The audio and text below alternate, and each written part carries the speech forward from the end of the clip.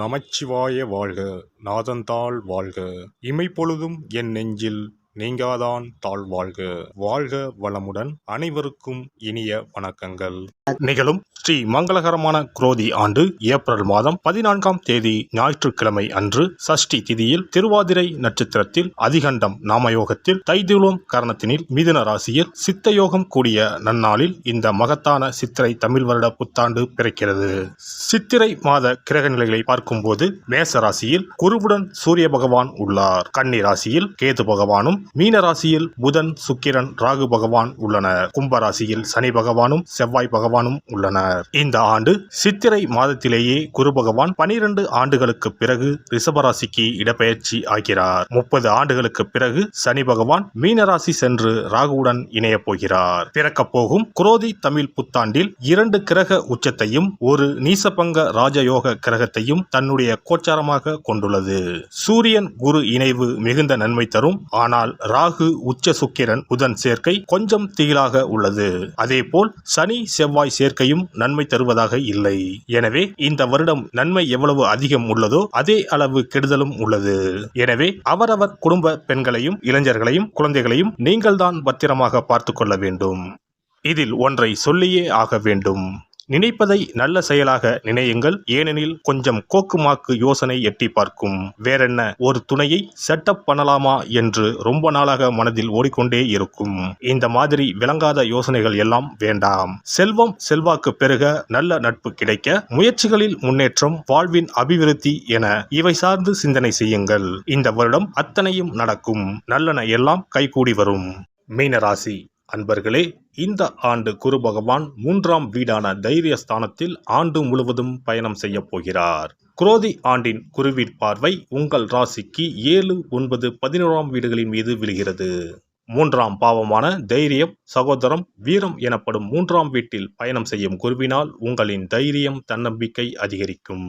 பாக்கியஸ்தானத்தை குரு பார்த்தால் சகல பாக்கியமும் சேரும். குருவின் பார்வைப்படும் 7, 9, 11 பாவங்களால் யோகத்தை அனுபவிக்க போகிறீர்கள். திருமணம் தாமதமாகி நிற்பவர்களுக்கு இனிதே திருமணம் நடக்கும். வேலை கிடைப்பதில் பிரச்சனை உள்ளவர்களுக்கு நல்ல வேலை கிடைக்கும்.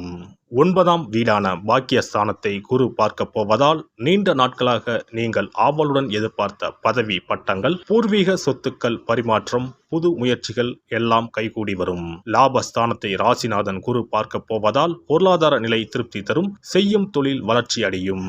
நோய் நொடி தொந்தரவுகள் நீங்கும். ஆரோக்கியம் அதிகரிக்கும். மாற்று மருந்தால் நோய் நீங்கும். குடும்பத்தில் அமைதி நிலவும். மகிழ்ச்சியும் நிம்மதியும் நிறைந்த ஆண்டாக குரோதி ஆண்டு அமைந்துள்ளது.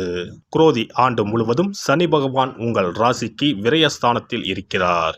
7.5 சனி காலமாக இருந்தாலும் வேலை இல்லாமல் இருப்பவர்களுக்கு வேலை கிடைக்க வாய்ப்பு அமையும். படித்து முடித்துவிட்டு காத்திருக்கும் மாணவர்களுக்கு விரும்பிய இடத்தில் வேலை கிடைக்கும். இடம், வீடு, வண்டி, வாகனங்கள் வாங்க வாய்ப்புகள் தானாக தேடி வரும். கடனாக கொடுத்துள்ள பணம், பொருட்கள் தவணை முறையில் வீடு வந்து சேரும். விசா, பாஸ்போர்ட் போன்ற விஷயங்கள் சாதகமாக அமையும். வேலை விஷயமாக வெளியூர் மற்றும் வெளிநாடு செல்ல சந்தர்ப்பங்கள் தேடி வரும். விரய சனி காலம் என்பதால் திடீர் செலவுகள் அதிகரிக்கும். பணத்தினை முதலீடுகளாக சேகரித்து வைப்பது நல்லது. குரோதி ஆண்டு முழுவதும் ஜென்ம ராசியில் ராகு பகவான் பயணம் செய்வார். ஜென்ம ராகு களத்திரஸ்தான கேது உங்களுக்கு யோகங்களை தரப்போகிறார். களத்திரஸ்தானத்தில் உள்ள கேதுவை குரு பகவான் பார்வையிடுவதால் கோடீஸ்வர யோகம் தேடி வரப்போகிறது. பொன் பொருள் சேர்க்கை உண்டாகும். கணவன் மனைவி இடையே கருத்து வேறுபாடு ஏற்பட்டு நீங்கும். பண விஷயத்தில் யாருக்கும் ஜாமீன் கையெழுத்து போட வேண்டாம். உடல் ஆரோக்கியத்தில் சிறு சிறு தொந்தரவுகள் ஏற்பட்டு சீராகும். 7ஆம் இடத்தில் அமர்ந்துள்ள கேதுவினால் சத்ரு நாசம் ஏற்படும். எதிரிகள் காணாமல் போவார்கள். புதிய நபர்களை நம்பி எந்த விஷயத்திலும் இறங்க வேண்டாம். பெண்கள் சம்பந்தப்பட்ட விவகாரங்களில் கூடுதல் எச்சரிக்கையுடன் இருப்பது நல்லது.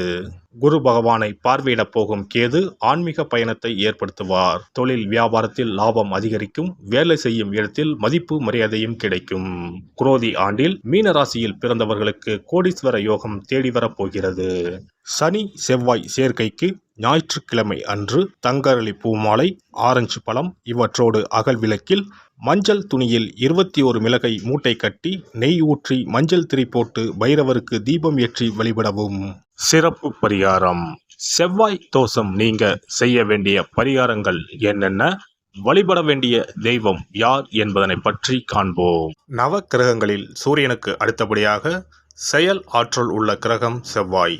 ஆளுமை திறன், ஆற்றல், வீரம், அதிகாரம் செய்தல், வளைந்து கொடுக்காத தன்மை, தர்மம், நீதி, நேர்மை, நியாயம் போன்ற அம்சங்கள் கொண்ட கிரகம் செவ்வாய். செவ்வாய் பலமாக இருந்து நல்ல ஆதிபத்தியம் பெற்று அவரது தசை நடக்குமானால் சகோதர சகோதரிகள் மூலம் பெரும் அனுகூலம் ஏற்படும். பெரிய பதவிகளில் உள்ளவர்கள், தொழில் அதிபர்களின் தொடர்பு கிடைத்து அதன் மூலம் முன்னேற்றம் உண்டாகும். பலமற்ற ஆதிபத்தியம் பெற்று தசை நடக்குமானால் கீழே விழுவதும் அடிபடவும் நேரிடும். வாகன விபத்துக்களை சந்திக்க நேரிடும். இரத்த காயங்கள், வெட்டுக்காயங்கள், இரத்த சம்பந்தமான நோய், சித்தப்பிரமை, தலையில் அடிபடுதல் போன்றவற்றை ஏற்படுத்துவார் செவ்வாய் பகவான். வீண் வழக்குகள், சண்டை சச்சரவுகள், மறைமுக நேர்முக எதிரிகள், பொருள் களவு போகுதல், செய்தொழில் வியாபாரத்தில் திடீரென்று பெருத்த நஷ்டம், அரசாங்க கெடுபிடி, பதவி இறக்கம், மறைந்து வாழும் சூழ்நிலை என்று பலவகை இன்னல்களை உருவாக்குவார். செவ்வாய் முதலான தோஷங்கள் அனைத்தும் நீங்க அவரின் அருளை முழுவதும் பெற செவ்வாய்க்குரிய அதிதேவதையான முருகனை வழிபடுவதும், கோதுமை ரொட்டி, வெள்ளை எள் கலந்த இனிப்பு பலகாரங்கள், துவரை போன்றவற்றை ஏழைகளுக்கு தானம் கொடுப்பதும் நல்லது. செவ்வாய் கிழமைகளில் விரதம் இருந்து செவ்வாய் பகவானுக்கு விளக்கேற்றுவது, சஷ்டி விரதம், கிருத்திகை விரதம் மேற்கொள்வது, தினமும் கந்த சஷ்டி கவசம் படிப்பது நல்லது. மேலும் செவ்வாய்க்குரிய கல்லான பவளக்கல்லை மோதிரத்தில் பதித்து அணிவது, சிவப்பு நிற ஆடையை அணிந்து கொள்வது, செப்பு பாத்திரங்களை உபயோகிப்பது போன்றவற்றால் செவ்வாயால் உண்டாகக்கூடிய தோஷங்கள் குறையும். செவ்வாய் பகவானுக்கு செய்யும் பரிகாரங்கள் அனைத்தும் முருகனுக்கு உகந்தது என்பதால் முருகனின் திருவருளும் கிட்டும்.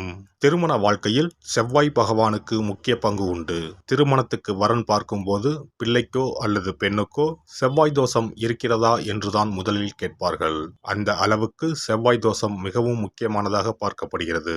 ஒருவரின் ஜனன ஜாதகத்தில் லக்னம், சந்திரன், சுக்கிரன் ஆகியோருக்கும் செவ்வாய் இருக்கும் இடத்துக்கும் உள்ள தொடர்பை கொண்டுதான் செவ்வாய் தோஷம் ஒருவரின் ஜாதகத்தில் எந்த அளவுக்கு வலிமையாக இருக்கிறது என்பதை கணிக்க முடியும்.